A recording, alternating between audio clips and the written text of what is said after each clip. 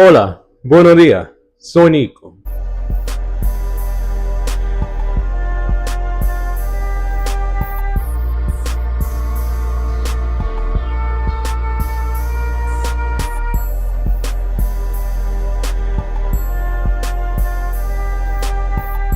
Receipts, proof, timeline, screenshots, everything.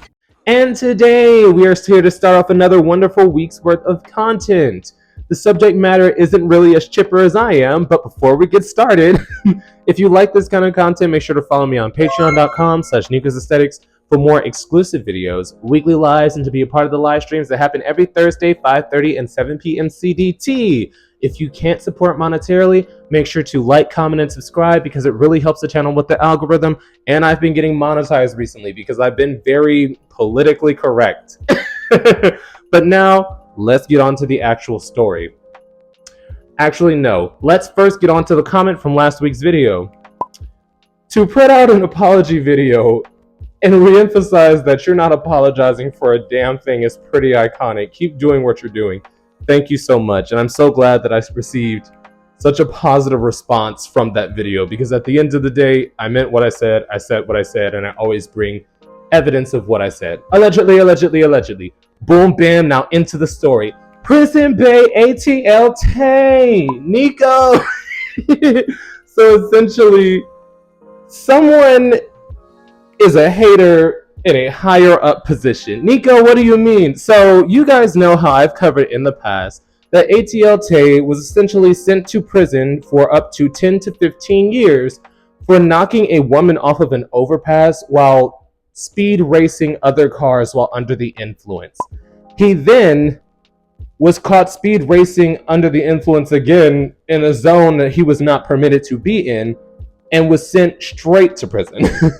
And I know that's not necessarily funny, but I giggle because it just showed that he had a lack of remorse and or an urge to change after possibly taking someone out of this world. So I didn't necessarily feel sorry for his situation.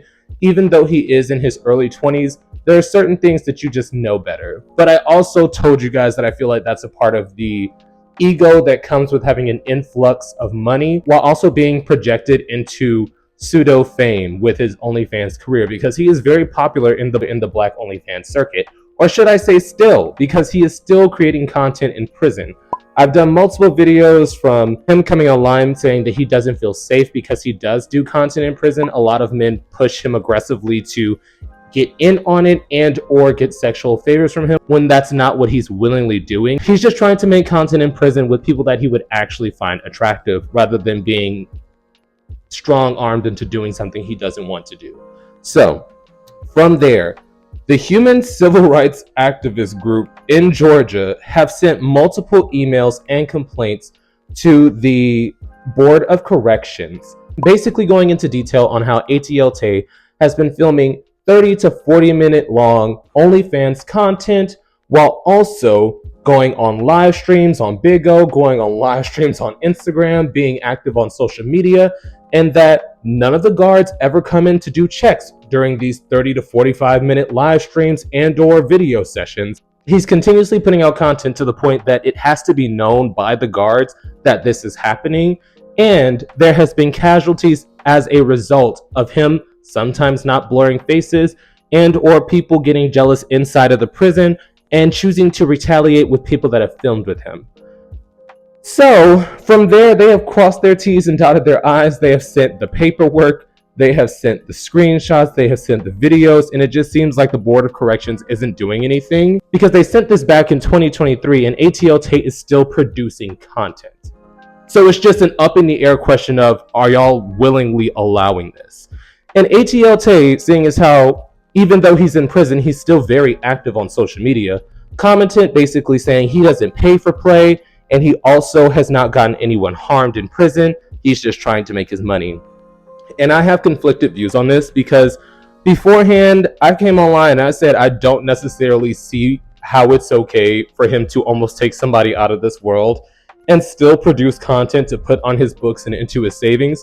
Odds are he is paying some of these people. Nico, I remember when I covered the videos prior, the word around the block was that he was exchanging sexual favors with the guards and or officers. but it would actually make more sense if he was actually just paying them hush money, because prison is prison. You are supposed to be there to serve your sentence, especially him, who had no remorse and or value for someone's life after almost taking someone out of this world. So in this particular situation, I've always been on the fence of, I don't believe you should be able to continue living your life as if nothing happened when you almost took somebody out of this world and you weren't sorry for it. But in this situation, this organization is truly going at him on pure hater energy, because at the end of the day, I had to sit back and think the prison system is essentially new age slavery.